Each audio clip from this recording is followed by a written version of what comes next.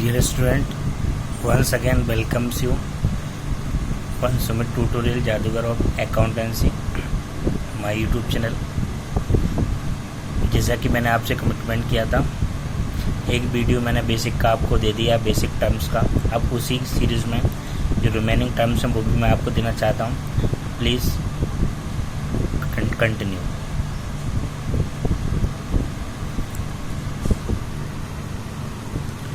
देखिए, basic accounting terms first कुछ terms मैंने आपको बता दिए हैं, तो इस वीडियो को देखने से पहले मेरा जो अर्लियर वीडियो था basic accounting term first, please उसको ज़रूर देखें, तभी कुछ आगे समझ में आएगा। Before starting this video please must watch the previous one. Discount मतलब क्या? जैसे कि अपन कुछ गुड्स परचेज कर रहे हैं तो जो MRP है, मैक्सिमम रिटेल प्राइस, उससे भी अपन को कुछ डिस्काउंट अपन को मिल जाता। मतलब 1000 की चीज़ है, उसका 10% अगर कम हो जाता तो 1000 का 10% मतलब 100 रुपये। तो जो 100 रुपये उसने कम किए वो अपना कहलाएगा डिस्काउंट। अब इस डिस्काउंट को अपन आगे डिटेल में देखेंगे। डिस्काउंट दो तरीके का होता है, एक ट्रेड डिस्काउंट होता है और कैश डिस्काउंट होता है। जब न्यूमेरिकल क्वेश्चन सॉल्व करेंगे तो अपन डिस्काउंट के बारे में डिस्कशन कर लेंगे। Discount means relaxation, deduction from the MRP और book value. It may be of two type, cash discount and trade discount. Cash discount is recorded in books of account and trade discount is not recorded in books of account. इसको अपन detail में देखेंगे तो अपन question solve करेंगे। तो discount जो 10% अपन को MRP उससे कुछ कम में मिल जाता है, इन 10% कम किया यानी 100 रुपये, तो 100 रुपये डिस्काउंट कहलाएगा। नेक्स्ट है अपना बाउचर। बाउचर मतलब क्या? कुछ भी ट्रांजेक्शन हुआ, लेन देन हुआ, परचेजिंग सेलिंग हुई, तो उसका प्रूफ क्या? जैसे कि आप अपने स्कूल की फीस भरते हो तो उसका प्रूफ क्या? आपका प्रूफ ये है ना कि जो रिसिप्ट मिलती है वही तो प्रूफ है, जिसके बेस पे आप प्रूफ कर सकते हैं कि हाँ हमने स्कूल की फीस भर दी है। तो बाउचर अब मतलब क्या? बाउचर मतलब कोई भी डॉक्यूमेंट, कोई भी इंफॉर्मेशन जो ऐप प्रूफ कर दे कि ट्रांजेक्शन हुआ है, वो कहलाता है अपना voucher. Voucher is a evidence that proves that transaction has been taken place. Voucher मतलब प्रूफ, एविडेंस कि कोई भी प्रूफ, स्लिप वगैरह या कुछ भी बिल वगैरह जो ये प्रूफ कर दे कि ट्रांजेक्शन हुआ दोनों के बीच में, तो वो अपना कहलाता है voucher. It is known as evidence in support of transaction. और याद रखिए, अगर बिजनेस के बुक में रिकॉर्ड करना है तो आपको कुछ ना कुछ प्रूफ होना जरूरी है, यानी बाउचर होना जरूरी है। बाउचर ही बहुत सारे रहते हैं, वो भी अपन डिस्कशन करेंगे जो भी है नेक्स्ट उसमें। तभी तो बस बाउचर का मीनिंग बताना। Voucher means proof of the transaction that has been taken place. Next है गुड्स। गुड्स मतलब क्या? गुड मतलब अच्छा होता, बट याद रखना यहाँ पे गुड्स मतलब जो अपन, जैसे गुड्स मतलब कोई भी टेंजिबल आइटम्स जिसमें फर्म, शॉप या ऑर्गेनाइजेशन डील कर रही है, वो अपना कहलाता है गुड्स। ठीक है, जैसे कि कोई क्लॉथ सेल कर रहा है तो उसके लिए वो कहलाएगा गुड्स। अगर मान लो किराने का सामान है, उसके लिए अपन जो सेल कर रहे हैं शुगर वगैरह, सोप वगैरह या कुछ भी, तो वो उसके लिए गुड्स कहलाएगा। तो गुड्स की सिंपल सी डेफिनेशन है कि कोई भी आइटम्स जिसमें ऑर्गेनाइजेशन डील करती है, जिसमें ऑर्गेनाइजेशन उसको परचेज भी करती है और सेल भी करती है, वो कहलाएगा गुड्स। जैसे कि मान के चलिए अपन ना क्लॉथ्स बिजनेस है, तो क्लॉथ्स अपने लिए क्या हो जाएंगे? गुड्स हो जाएंगे।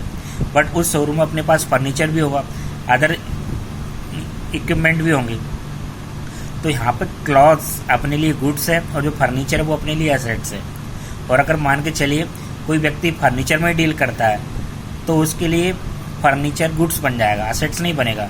कि गुड्स की डेफिनेशन क्या है? कि कोई भी टेंजिबल आइटम्स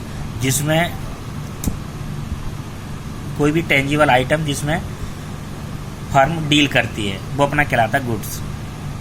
आगे भी देखेंगे गुड्स में क्या लिखा। इट डेफिनेशन देखिए, it refers all the tangible goods, raw material, work in progress, finish goods. अब इसको डिस्कशन करेंगे, रॉ मटेरियल क्या है, वर्क इन प्रोग्रेस और फिनिश गुड्स, इसको बाद में देखेंगे। उसके बाद नेक्स्ट है अपना ड्राइंग्स। ड्राइंग मतलब जैसे तो पेंटिंग होता है जनरल लाइफ में, स्केच कलाकारी करना, बट यहाँ पे एस लगा हुआ, गौर से देखिए। ड्राइंग्स, ड्राइंग्स मतलब अपनी ये दुकान है, उस दुकान मान लो अपनी खुद की दुकान है और अपन को कुछ कंज्यूम करना है, जैसे कि बिस्किट्स वगैरह, टोस्ट वगैरह, तो अपन को कंज्यूम उसी दुकान में से लेके कंज्यूम कर लेंगे। तो अपन ने उसमें ड्रॉ किया दुकान में से। तो डेफिनेशन देखिए कि कोई भी सामान, गुड्स या कैश जो अपन ने अपनी दुकान से पर्सनल यूज़ के लिए या फैमिली कंजम्पशन के लिए निकाला, वो अपना कहलाएगा ड्राइंग्स। ड्राइंग्स मीन्स कैश और goods withdrawn bye honour from his business for personal use. याद रखना, पर्सनल यूज़ या फैमिली कंजम्पशन, बिजनेस यूज़ नहीं, वो कहलाएगा अपना ड्राइंग्स। ड्राइंग्स मतलब गुड्स और cash taken for personal use. ठीक है। Next purchase. Purchase means purchase होता है। It means of procurement of goods one cash और क्रेडिट, यानी माल खरीदा है, चाहे आप नगद खरीदा हो या उधार खरीदा हो, मीन्स परचेज करना। प्रिक्योरमेंट मतलब कलेक्ट करना, परचेज करना। स्टॉक का मतलब होता है लास्ट में आपके पास गुड्स कितना बच गया, अनसोल्ड गुड्स। मान लो आपने 100 रुपये का गुड्स खरीदा था, उसमें से 80 का सेल हो गया, तो 20 का जो बचा है वो 20 का कहलाएगा स्टॉक। स्टॉक का मतलब होता है अनसोल्ड गुड्स। देखिए, it is a part of the unsold goods. It can be divided into 2 categories, opening stock और क्लोजिंग स्टॉक। मतलब जो आपने गुड्स खरीदा था पूरा सेल नहीं हुआ, कुछ बच गया, वो कहलाएगा आपका स्टॉक। स्टॉक मतलब अनसोल्ड गुड्स। ये ओपनिंग भी हो सकता है, क्लोजिंग भी हो सकता है। जैसे कि अपना ईयर एंड हो गया, अभी नेक्स्ट ईयर स्टार्ट करेंगे तो ओपनिंग हो जाएगा, और ईयर एंड पे जो बचा हुआ वो अपना क्लोजिंग हो जाएगा। यानी बिगिनिंग में जो स्टॉक है वो ओपनिंग स्टॉक है, और एंड में अपने पास जो स्टॉक है वो क्लोजिंग स्टॉक है। Next entity. एंटिटी या एंटाइटी, ये अपना ऑर्गेनाइजेशन। एंटिटी मतलब ऑर्गेनाइजेशन। कोई भी ऑर्गेनाइजेशन जो डील करती है, बिजनेस करती है, अपने नाम पे कुछ खरीद सकती है, परचेज कर सकती है, सेल कर सकती है, और अदर लीगल एक्शन ले सकती है। लॉ की नज़र में इसका कुछ एग्जिस्टेंस होता है, वो कहलाती है एंटिटी। मतलब अपना स्कूल एक एंटिटी है, अपनी दुकान वो भी एक एंटिटी है, बैंक, ये सब अपनी एंटिटी है। ये सब क्या कर सकते हैं, इनका एक लीगल एग्जिस्टेंस है, इनका कुछ एग्जिस्टेंस है, ये अपना काम कर सकते हैं। उनके ये मतलब डील भी कर सकते हैं, कॉन्ट्रैक्ट भी कर सकते हैं। तो entity means an organisation which has legal identity और कैन मेक कॉन्ट्रैक्ट और डील विद समवन। जैसे कि अपना स्कूल हुआ, बैंक हुआ, आपकी दुकान हुई, ये सब क्या एंटिटी तो है, ये सब एंटिटी के एग्जाम्पल है। Entity means organisation. Bills of exchange, जैसे कि मान के चलो अपन ने किसी को उधार माल बेचा, तो गारंटी क्या है कि वो उसका पेमेंट कर देगा। अगर कैश में बेचा तो टेंशन खत्म, अगर क्रेडिट में बेचा तो फिर प्रॉब्लम क्रिएट होगी। तो अपन क्या करें, तो अपन उससे कुछ लिख लेते हैं, एक राइटिंग वर्क करवा लेते हैं, और उससे बोलेंगे भाई कि लिख के दे दे, या कुछ डीलिंग कर लेते हैं। तो जो लिखा पढ़ी की है वो कहलाता है बिल्स ऑफ एक्सचेंज। अब इसको थोड़ा डिटेल में बताता हूँ। जैसे कि ए ने गुड सोल्ड किया बी को, बी पता नहीं क्रेडिट पे सोल्ड किया, अब बी पेमेंट करेगा कि नहीं वो पता नहीं। तो यहाँ पर ए एक बिल कागज़ के टुकड़े पर लिखेगा, यहाँ पर लिखा जाएगा कि ए ने बी को गुड सोल्ड किया क्रेडिट पे, और यहाँ पर बी 3 महीने बाद पेमेंट कर देगा। ऐसा लिखने के बाद अब साइन हो जाएंगे दोनों के।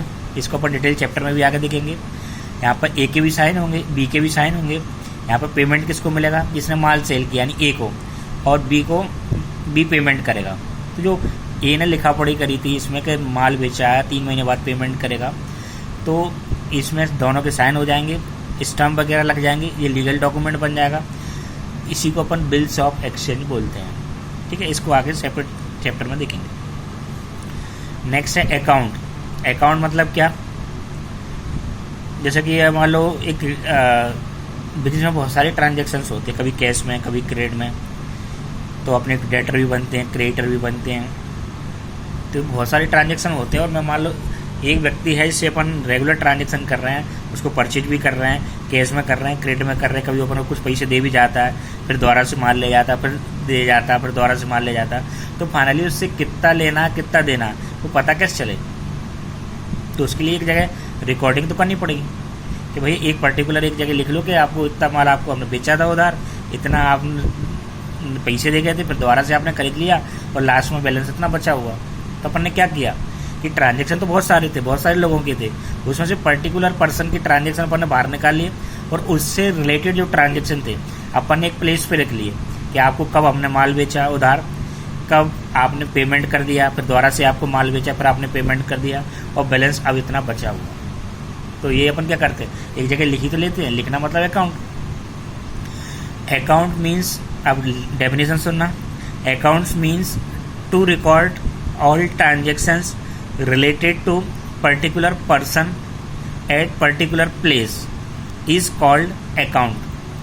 Account means to record all the transaction of particular person at particular place is called account, so that we can know what amount is to be paid or what amount is to be received.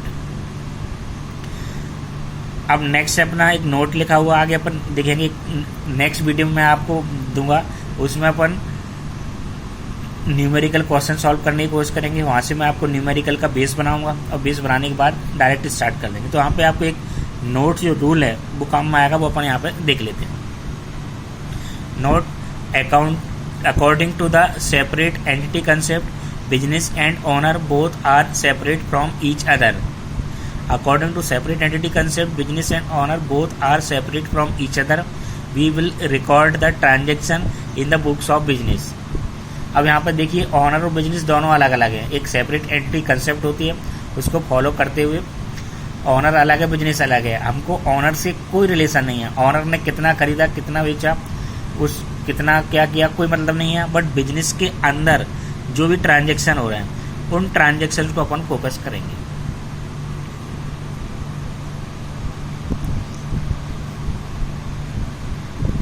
Thanks for watching. Please share and subscribe my channel. For any query, contact 8109219875. Sumit Rai sir, जादूगर of accountancy.